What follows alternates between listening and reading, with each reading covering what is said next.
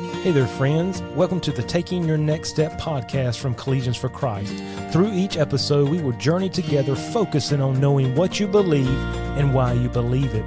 If you are eager, like I am, to strengthen your faith and take your next step now by joining us in today's episode. I want to welcome you to today's episode of our podcast, and as we continue forward, you'll continue to get to hear from a few young men that are interning either with CFC directly, working with our leadership team. One young man's interning with our church, but I wanted to give them the opportunity and the space to share with you a Bible study that they've taught, and so we have recorded that via podcast. And so as you go through the next month or so, you'll get the opportunity to hear from them, and I just want to make that available to them. For me as a young man trying to learn to teach, to preach, to serve, getting the opportunity to do so was what was most important, so you can practice. And so I pray that there'll be an encouragement to you, and just want to kind of give you that heads up as you're wondering maybe who you're listening to in an episode, but I'll space them out, and I pray there'll be a great encouragement and a challenge to you. I know they have been to me.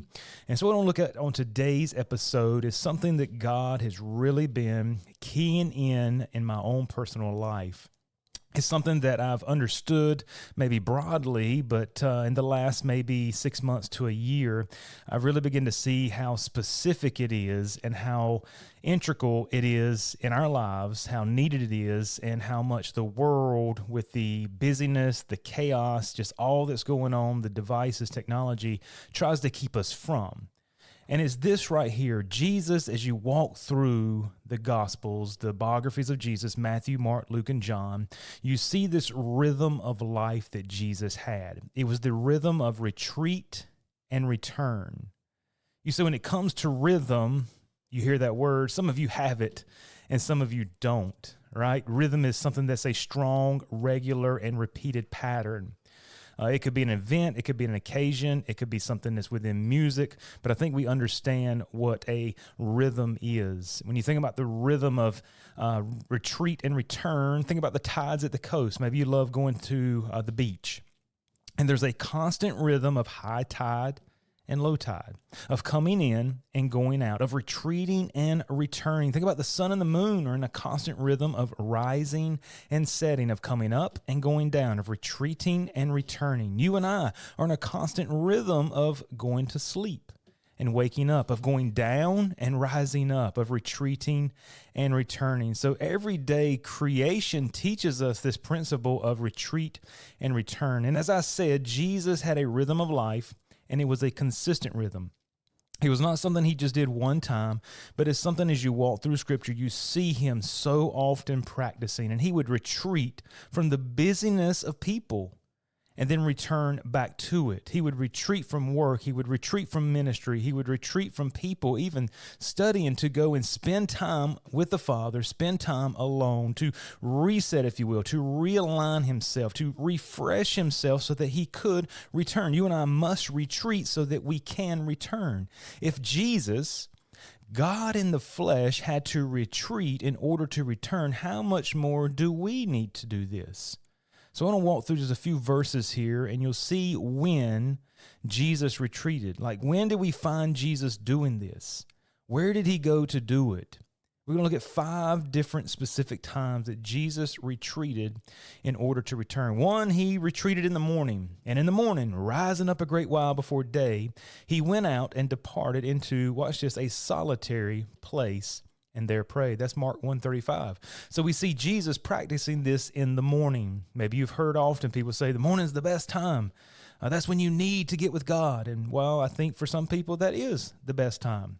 It's not for everybody, because as we continue on, we'll see Jesus retreated in the middle of the day. Luke 4:42 says, and when it was day, he departed and went into a desert place. So he did it in the morning, he did it in the middle of the day, but he also retreated in the evening. Matthew 14:23 says this, and when he had sent the multitudes away, he went up into a mountain apart to pray. And when the evening was come, he was there alone. So not only did he retreat in the morning, he retreated in the middle of the day, he retreated in the evening. And one more time here, we see in Luke 5:15 through 16, it says this, but so much the more went there a fame abroad of him, and great multitudes came together to hear and to be healed by him of their infirmities. And he withdrew himself into the wilderness and prayed. Pause. Wait just a moment. You mean in the busiest moment of Jesus' life, in the time when people needed him the most, that's when he stopped?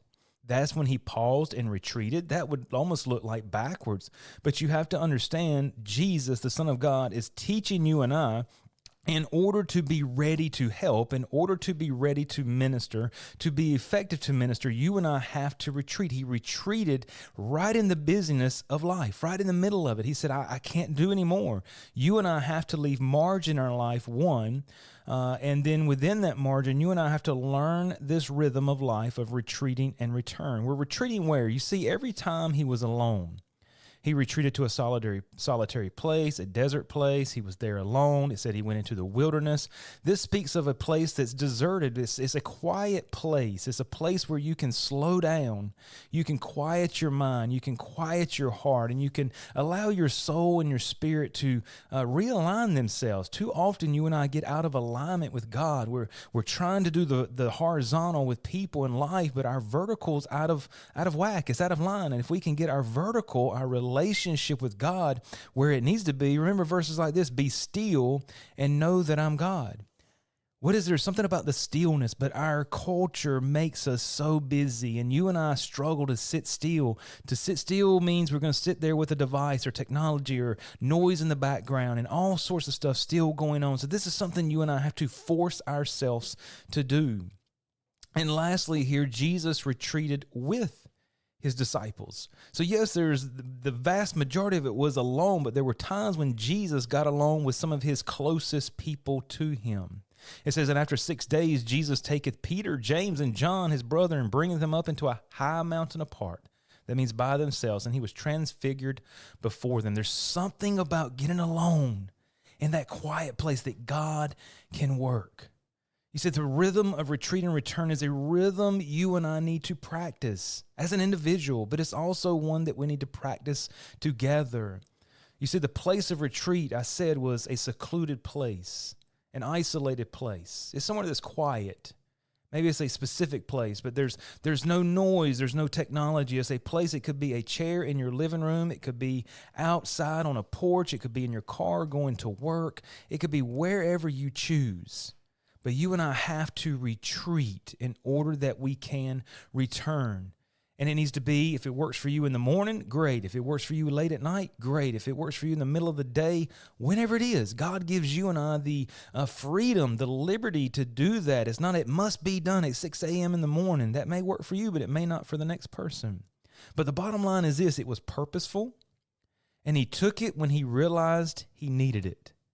It was not just something he did out of motions or just a habit. It was something he did with great intentionality.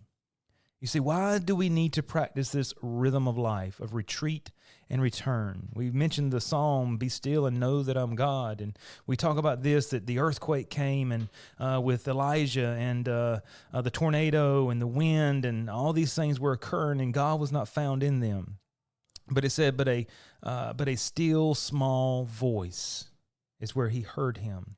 There's something about you and I quieting our minds, and can I say this, shutting up, even in prayer. Too often you and I have something to say to God, and we think prayer is a one-way street of communication where we tell him everything that we need, and we end it there. We're talking about this rhythm of retreat and return is where we will pray, we will communicate, but we're going to stop long enough and sit quietly just with ourselves, with the Holy Spirit, with God, and allow him to speak, whether it's through prayer, whether it's through his word. We allow him to speak back into us. And with all the mental health issues we have in our world today, and I don't minimize those at all, but this is a great way that God can through our bodies. You see, we're made up of spirit, soul, and body. And God understands that, and you and I need to keep that healthy. And one way to do that is ensure we leave margin in our lives, ensure that we retreat to the one that created us, the one that has created us in his image, and the one that can help heal us and make sure that we're in a line with ourselves and in a line with God. One quote says this, our souls were not created for the kind of speed to which we have grown accustomed. Thus, we are a people who are out of rhythm, a people with too much do and not enough time to do it. Our lives can easily take us to the brink of burnout. The place we live at is often destructive. The lack of margin is debilitating. We are worn out. In all of this, the problem before us is not just the frenetic pace we live at, but what gets pushed out from our lives as a result. That is life with God. And the thing we have to understand is many of these things that we're talking about are not always bad. They're not always evil, but a lot of good things can push out the best thing. And I know for myself, the frantic pace that I live at times brings me to the brink of burnout. It's often destructive, both physically and mentally. And often I find in the frantic pace, as this writer says, what does happen is we end up not having enough time, enough space, enough concentrated thought for God. And it's easy to push him out with good things. So how can we apply this? How can we put it into action? How can we take our next step? Well, number one, establish a consistent rhythm of retreat and return so that God can do his greatest work there. Find a place and a time and practice it. And I would say this, try it once this week. And always remember this, when you're trying something new or a new discipline or a new habit, never start with where you want to be. Start with where you're at. Too often we say, well, I want to do this, and this is where I want to be with it. I want to do it every day of the week, whether it's working out or whether it's a spiritual discipline. And all of a sudden we try it and it doesn't work. We get fed up, we get discouraged, whatever the case is. But if we'll take baby steps, so try it once this week, and then try it again next week. And then try it again the following week. And then maybe you want to add or flex with it or whatever the case is. But as you do this. Learn to sit quietly with no distractions, to pray, read, and hear from God. I want to challenge you to put away all your devices and practice the spiritual discipline of solitude. It's hard because too often we cannot even sit with our own thoughts. We have to sit with some type of background noise because we've been conditioned that way. And I would say the two greatest enemies to retreating is distractions and hurry. So learn to sit quietly and allow God to do this. Give him a time to reset you, to refresh you, to refresh your soul and realign your spirit, to reset your connection with him. Because this will be an intentional time to hit the pause button in your life. It's an intentional time to step away from the norm and allow God to speak into your life. And it should encourage your faith. It should help you to learn. It should help you to grow.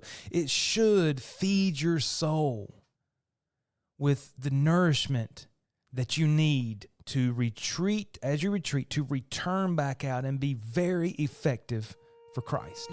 Thank you for taking the time to listen. If this podcast has been helpful to you, please share it with a friend or subscribe to stay up to date on the latest episodes. You can connect with Collegians for Christ online for more information and resources at cfccampusministry.com.